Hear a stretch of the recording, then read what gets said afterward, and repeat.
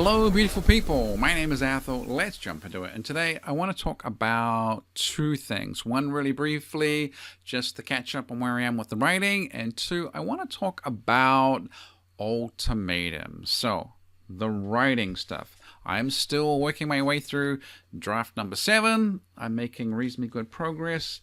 And I've finally hit that point where I am happy and enjoying the level and quality of the writing that I'm doing. Originally, when I started, it was like, okay, I just need to start a project that's not going to be too long, where I can just start something, finish something, complete it, have it out in the marketplace selling. And as long as it is good, that's good enough. It doesn't have to be amazing. I need a project where I'm getting back on the writing horse.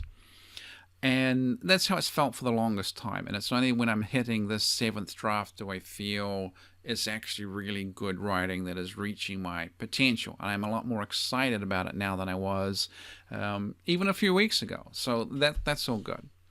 Anyway, and we're still on track for probably sometime in October having the book available for sale and all that sort of stuff. Anyway, on to ultimatums.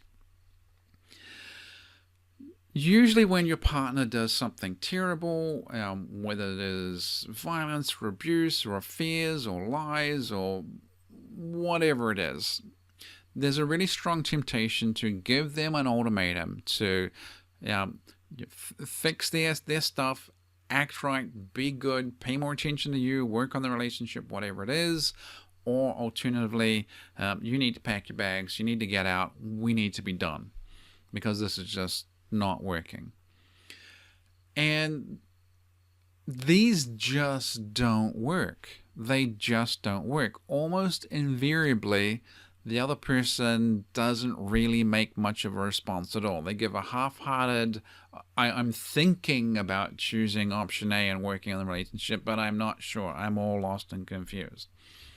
So because they don't actually follow through on making any kind of decision. And then when you, as the person who's given the ultimatum, don't follow through on, well, you didn't make a decision, so this is what my decision is and how it's going to be, the whole thing just turns into a bluff. You're thinking you're giving an ultimatum, they ain't doing anything particular, and then you don't do anything in particular as a result of it.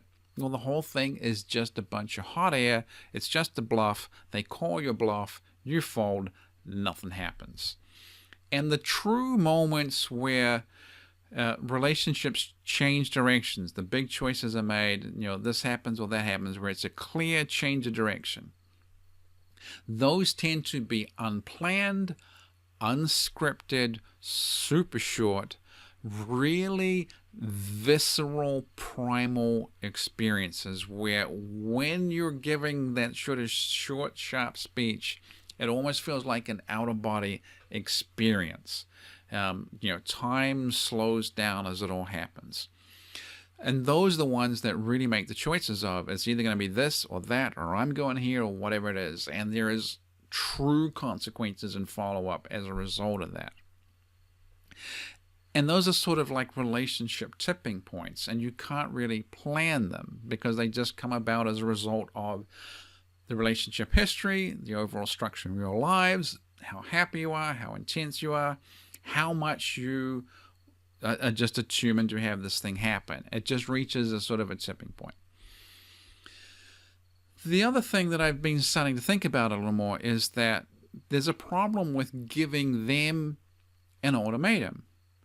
It makes sense in the sense that they're the one with the problem. They're the one with the bad behavior that has to change. They're the one that has to do something different.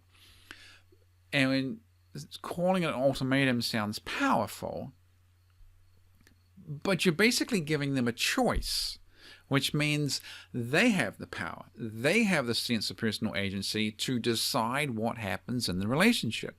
So simply by giving an ultimatum, you're weakening your position somewhat. So they become even less inclined to choose you. I think the better way of thinking about an ultimatum is, rather than saying they have to make a choice, you communicate the decision and the choice that you are struggling to make, what it is that you are going to decide. So in that case, it's like, I am I'm tossing up between choosing working on the relationship, continuing things with you, as long as I get these, certain criteria and qualifications met, or the other thing I'm thinking about choosing is, straight up leaving, moving on with my life, changing this, that, and the other, going on to find a happy relationship with somebody new. That way, the power is far more on your side of the equation than on their side of the equation. Now, bear in mind, just saying that is not going to get an instant change in the relationship. I think you still need these relationship tipping point moments. These are the ones that are the true decisions where things change one way or the other. But I do think it's a stronger way of communicating that tipping point is approaching. You're coming closer to it.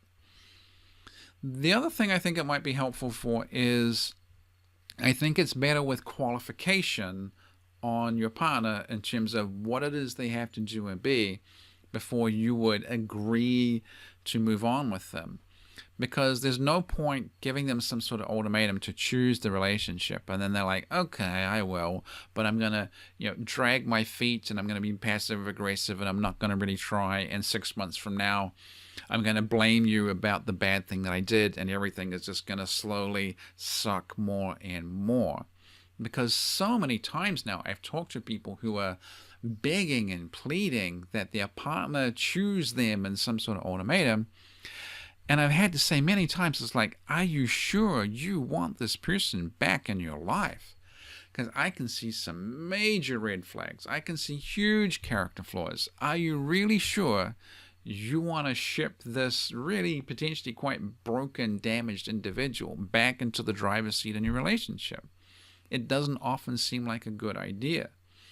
Very often it seems like it would be a much faster road to a happier relationship if you just enter the one you're in and go through the process of finding someone new and starting things over.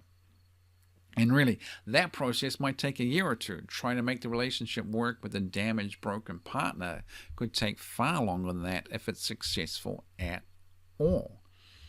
So I think that's just something to think about. Moving that ultimatum from you're giving it to them as opposed to you're explaining what your ultimatum that you're choosing is and communicating it to them. Because if they're going to come and work on the relationship and be with you, they have to meet some baseline criteria. They have to qualify themselves that they are ready to work on the relationship, that they're actually going to be good relationship material and they're serious and intent about it, as opposed to this whole thing just looks like a bluff and I'm not going to really try and everything is your fault anyway. So that's kind of my current thoughts on ultimatums. Just tell them what your choice is going to be rather than, the choice you're struggling to make rather than the choice that you want them to make. So anyway, that's about it. Hope you liked the video. Please like, share, comment, subscribe, all that good internet stuff, and I will talk to you soon.